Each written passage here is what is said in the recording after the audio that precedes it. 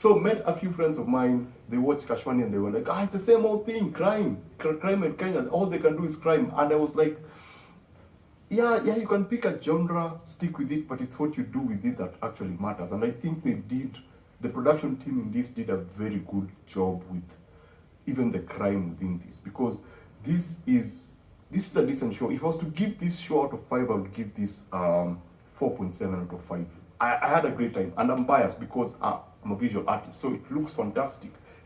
It's framed so well. The blocking is awesome. There are some frames that are so beautiful to look at. There's one where 2 characters are seated. It's a park, so they're seated on a seat, and then there's a huge tree in the background. And the DOP, moves back, and the framing is so good. And obviously, there's the top-down view. There's an aerial shot of a building. If you've watched John Wick 4, you remember that shot of Keanu Reeves moving around in different rooms, just taking out people. They did a scene like that, not an action scene, but it's an abandoned area where someone is brought there, and then you get a top-down shot. Beautiful. So yeah, there are a lot of beautiful shots there. The blocking is fantastic. There's a scene that we have a character talking to someone, and then they mention something, and the camera just moves back a bit when they turn around, and then that other person is there. There are a lot of other things that work with this show, and there are a lot of things that did not work. I don't know where to start. No, we're going to start with the positives, because number one, the story. I've talked about the cinematography, I've talked about the DOP. The story was pretty awesome. I like the fact that this is still crime, but there's a lot of dark humor. It's dramatic, and they kind of used something that I saw in Beef, and it's a staple in any TV show, whereby at the end of each episode, you create such pivotal moments, for the characters, that it feels like this is a moment that is definitive for the character. And then the next episode, they chicken out. But with how they structure each episode, they're able to create tension and just elevate the pacing in such a way that it keeps you hooked within that particular period. So you are constantly engaged by each episode because of what they do with the third act of each episode, because they ramp up the tension, they ramp up the drama, they really push the characters, and you get that tension by the end of each episode, and that just makes the whole thing feel well paced, because you feel like you're moving very quickly. And the other advantage is that the shows are really short. We're talking about 20-something minutes to 30-something minutes. Those are like the mid episodes. The first episode is 30-something minutes, the last episode is like 35 minutes. So they're short, they're sweet, and they are really, really well paced. And the other thing they also did with editing is that they were holding a lot of things back. There are some really good callbacks, but generally they use editing effectively to keep you, to just tease you, to keep you hooked, to keep you, guessing. And I like that, because they're not just showing you, they're not spoon feeding you. They're actually forcing you to stay with the show. That I absolutely liked. I liked that, and I also disliked that, because generally I do not like TV shows. I think TV shows are, it's a very corrupt way of telling a story, because it's like, we're going to, take these people for a ride, and then you're not going to give them a definitive ending. I really like The Penguin because it had a definitive ending. Yeah, they can continue from there, but they began and they ended. Everyone was given an arc, everyone's story came to an end, but now they elevated the character in such a way that you can have a season 2, but the season 2 will not be affected by season 1. It's like if you go to season 2, you're beginning something different. You don't get that in this, but generally, you don't get that with this particular show and many other shows that you usually get. Think of what Stranger Things is doing. Think of what Squid Games is doing, where it leaves you hanging. They also did that with More Fire, where you end somewhere where it feels like you're actually beginning. I'm sorry, I'm going into the bads. Let's backtrack. Let's talk about the performances. The actors. So we have John Sibi-Okumu. Yeah, dude. Yeah, we're going to talk about that, because most of John Simbi's, my opinion on what he did with the character Jenga in this particular show was terrible. I think this is an example of what people from on stage are not supposed to do on screen, but we'll talk about that. We have other actors like, of course, Sanaipei. Sanaipei was really, really awesome. I like Sanaipei and what's her name? Amara Tari. I like how they were able to actually push them, because as you move, as the story continues, you see the characters being pushed to become something different, bring them back, then push them again, make them into different people. Like, I mean, there's one scene that actually, I don't know if it was meant to be funny, but again, dark comedy. Something has happened. Sana is standing outside, she's crying. Sana is called Gina. She's crying, and then she gets into the house, closes the door, totally someone different. And then the boyfriend is played by Shiv. It's called Shiv Singh, who's Gina's boyfriend. I like the relationship between the two because it's pretty chaotic. It's a very interesting relationship, and I like that idea that they were really, really pushing the actors. Other actors were introduced, and you did not know what the directors wanted to do with the actors until you went on and they became something, and they started leading you into something, and then the show ends before you even know where they were going to take these people. One of them is Maqbul. The other one is Janet Mbugua, because Janet Mbugua and her son, Shadrach, they're just left hanging. They're just there. You don't know what they want to do with these people. Anyway, performances. I thought they were great. Janet Mbugua, I haven't seen much about her, so I can't say anything because her character is not given a lot to do. She's just a story character. There's nothing more to her. She doesn't say a lot, so I didn't get to really know that person. Amara Tari was pretty awesome. This show, and I'll talk about that, is inspired by Knives Out. Clearly, I can see that. I can see a lot of DNA from Knives Out. The first one, you can see the family dynamics and the father and the whole family conflict. For the second one, a character like Amara Tari is a musician in real life, and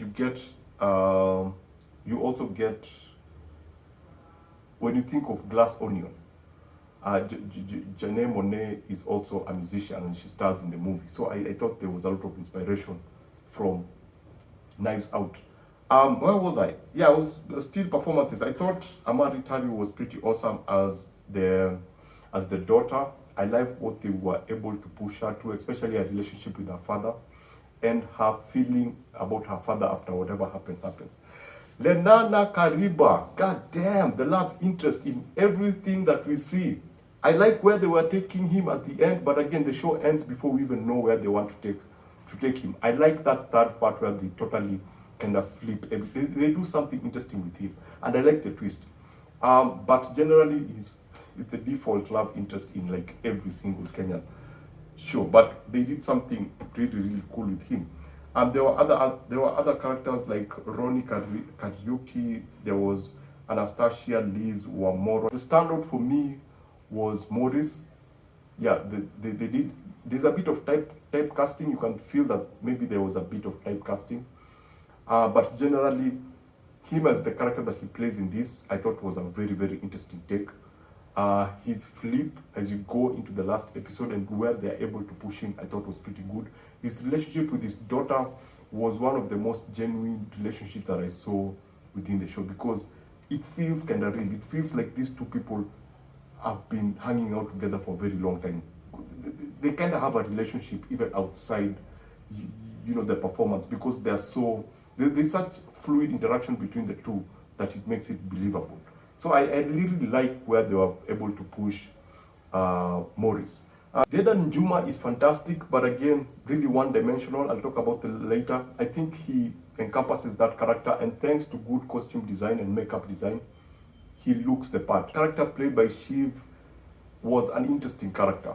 I don't know what, if I was directing this, I would do with him, but I generally liked where they were taking the character. And I like the fact that he was the oddball in all this. He was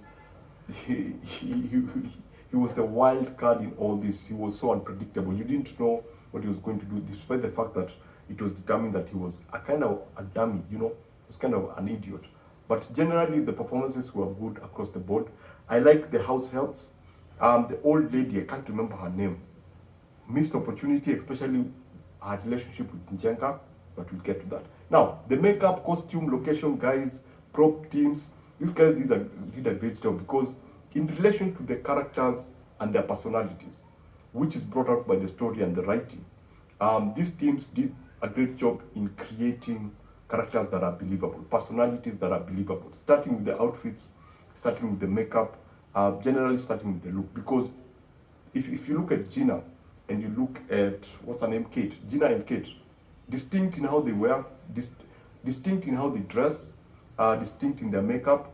If you look at people like Morris, the kid, where they come from, the choice of location versus Kina, Gina, Kate, Jenga, and the governor, where they come from, the swanky restaurant versus the ghettos. So the location actually, amplify their personalities because it's believable that these kind of people would be in these kind of places. If it's prestige, you get to see prestige in the costume, in the choice of cars, everything.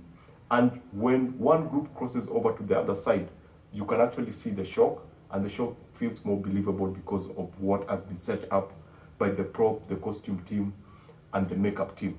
The costume team did a great job with Sana.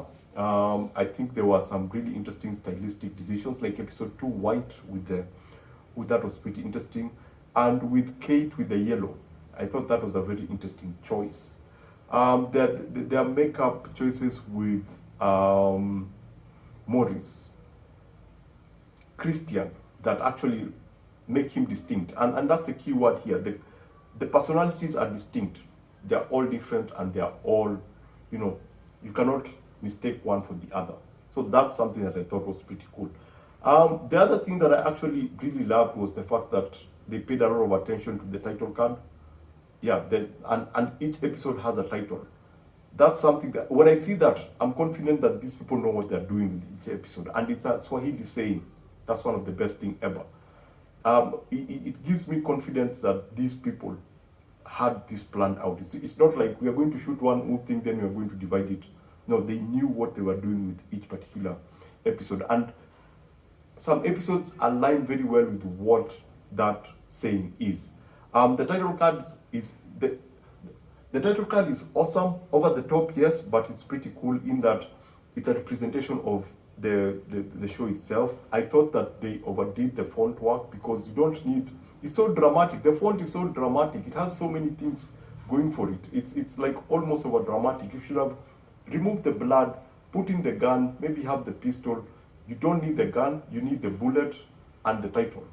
That's just enough to just create the drama within the show. But generally, I loved it. I love that they actually paid a lot of attention to the title card. Other things that I appreciated was the pacing, which goes back to now how the story was written. The pacing now in relation to the story and the choices that they make within each episode. Now, let's talk about what did not work, because we're going to start with John Sibi-Okumu, a veteran in the industry, especially a thespian, a veteran in the industry. He's been in the game for so long. He's a huge talent. He's one of the most talented people in the country. As much as he serves the story the way he was meant to serve the story, and he does a great job with what he was doing, I thought this was not what he's supposed to be. According to me, when I look at that personality, the first thing that comes to mind is Denzel Washington in American Gangster. Frank Lucas. If you remember American Gangster, if you remember Denzel Washington, the charm, the charisma, I think that's what John Simbi needed here, because he's one-dimensional. Like a lot of characters in this show, he's extremely one-dimensional. And I thought they just needed to add that layer that challenges the audience to go like, oh, I really hate this guy, but he's really cool. He's a really awesome dude.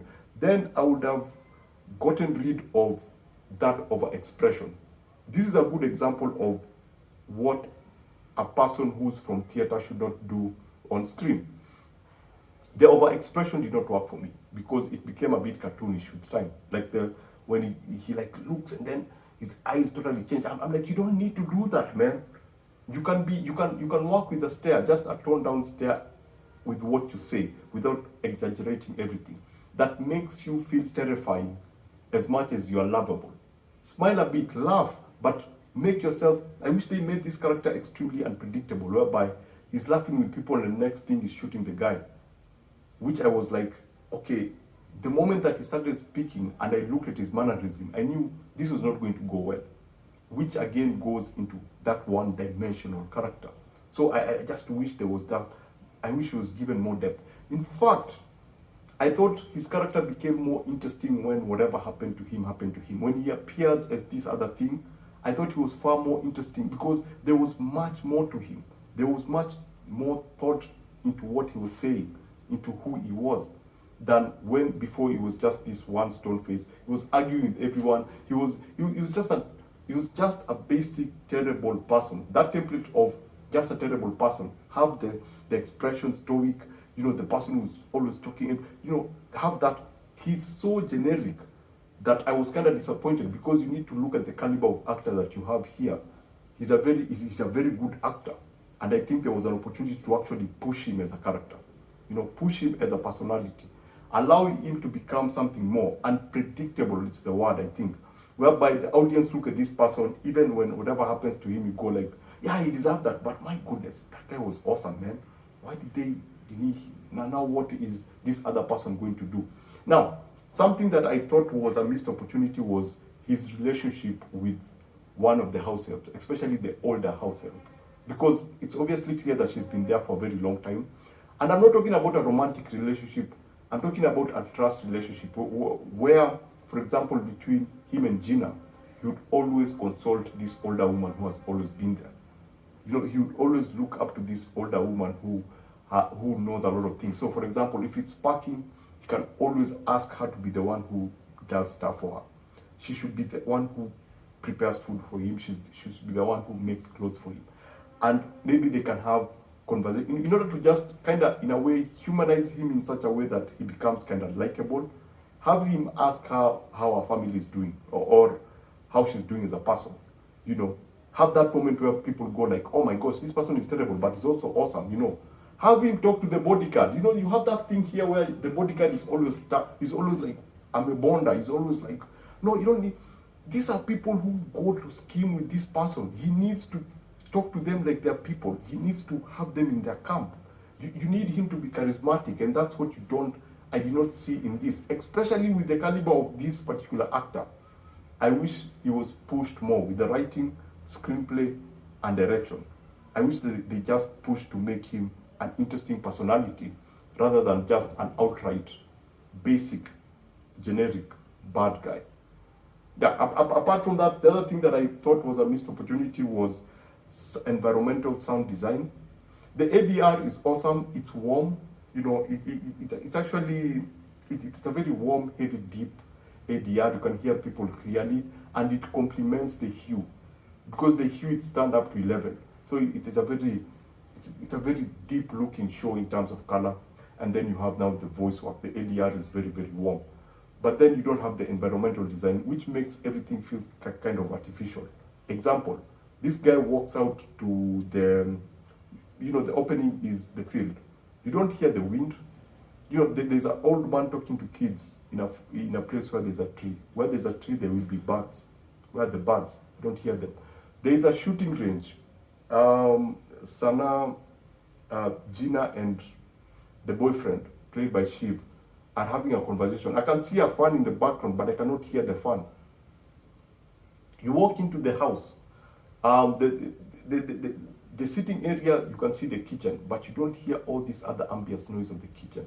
The sun is coming up, it's in the morning. You don't hear those noises that make a household, the crickets or the chirping birds or something.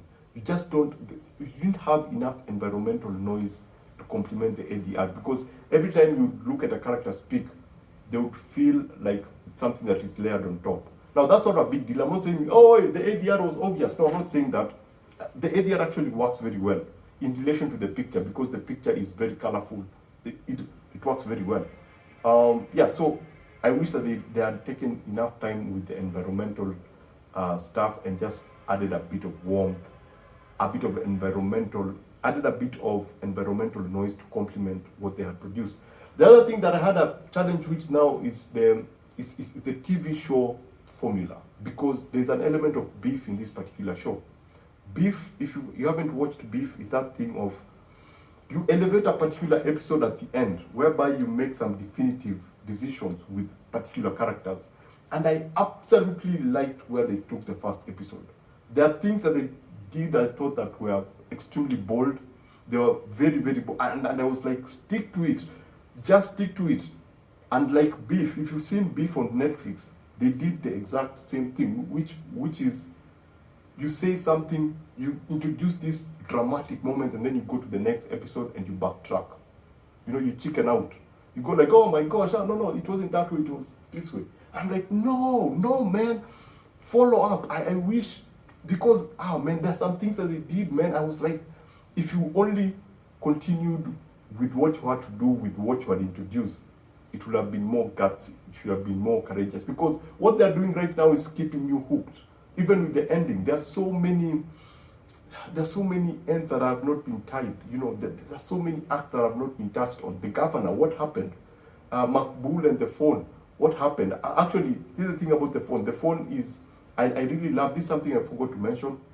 I love that the phone is a pivotal part of this show, because it captures the essence of the modern society with the mobile phone, because the mobile phone is a big part. It makes things happen and it destroys, it puts people in trouble. So the idea of the mobile phone playing a big part in this story, I thought was pretty awesome. But as I was saying, there are a lot of things that were not touched on, and I thought those were missed opportunities. And that ending with the last episode, you feel like Lenana Kariba's character, that's where his story begins, because there are revelations that happen, and I thought it was poorly executed, that revelation. But then the other revelation that came afterward with the old man, I thought that was far more effective. That character was set up so well, but then when the revelations just happen, and they're just thrown at you, they're just thrown at you, and before you know it, the show is over. I was left with so many questions at the end of it that I feel dissatisfied. I feel like this was 12th episode and we were just given 6. I feel that there's something more. And yeah, this way we go to TV shows and just creating demand for the next season, which again sacrifices what you're supposed to do, which is to give people a solid story. Anyway, as I said, I thought the ending could have been better, or it could have been longer, whereby, because even with the last episode, unlike Beef, even with the last episode, you feel like they are already setting up something else, because it's just full of suspense. And I'm like, suspense is awesome, but not the last episode, because ideally you want people like myself who don't like TV shows to go like, yeah, I watched season 1 and I'm good. And that's one thing that I hated about More Fire, and that's one thing that I liked about The Penguin, because they gave you a definitive ending, and this one doesn't. So I had a problem with that. I talked about one-dimensional characters. I wish Lenana Kariba, I would want to see where they're going to take the character, because I like the world, I like the idea of the governor and what she's able to do. Janet Mbugua, I would like to see them push that character, because she's also one-dimensional, stoic. You know, she's that person who doesn't F around. I wish they would push her to some really dark places. The same way that they pushed Akina Sana and Amara. I wish they would just push her. Then there are also Akina Joey Muthengi is also in the show. We don't get to see a lot of her, though her role is pivotal, and you have those moments. I would want to see where they're going to push her. But generally, this is an awesome show. I also love the fact that they actually did some really interesting stuff visually. Yeah, I know some people are going to be, those visual effects are not, I like the fact that they did them. I like the fact that they are not overdone. They're just enough to do what they're supposed to do within the story, which is elevate a few moments. So yeah, so that's my review of Kash Money. I thought it's a fantastic show. It's shot very well. It has its own issues. It follows the standard TV show formula, especially if you want to get people hooked to your show. I personally don't like that. I don't like being strung along. I usually love endings that actually just end. You finish your story and move on to the next one. But generally, love the look, love what they did with the costume, love the direction. I don't like the fact that they chickened out they chickened out and backtracked on some of the things that they did. But generally, this is one of those shows that I would recommend to anyone, especially even a foreign friend. I can comfortably recommend this to a foreigner because it's a very good representation visually of where the industry is right now in terms of just pure film. Just a good looking show. Something I forgot to mention in terms of the props, I would think that Morris' place, Morris and the daughter, when they go to the ghetto, yeah, there are some few places that look like sets. But I understand. You can argue that maybe that's how their home look, but their backgrounds, I was like, and there are also some visual effects. I love what they did with the phone, the mobile phone, the overlays with the messages. That was pretty cool. But there's this thing that Maqbul was tracking on screen. And I was like, wow, that's too busy. Wow, who does UI for these guys? Just think of how a tracking interface would look like. It wouldn't look like that. The interfaces are too busy. Yeah, you have the red dot, but then you have all these things above and below, numbers popping up everywhere. It looks like, anyway, that's it. Kash Money is pretty awesome. It looks good. It sounds good. There's a lot of music. Feels like it's shot by a music director, especially episode 1. But then everything becomes a bit serious and the characters' motivations are pretty clear. It's very, very engaging. It's very, very entertaining. Yeah, and it's generally a good show. Give it a try. As I said, 4.7. Basically, that's it. Remember to always watch what you enjoy. Enjoy what you watch. Shall see you on the next one. Adios!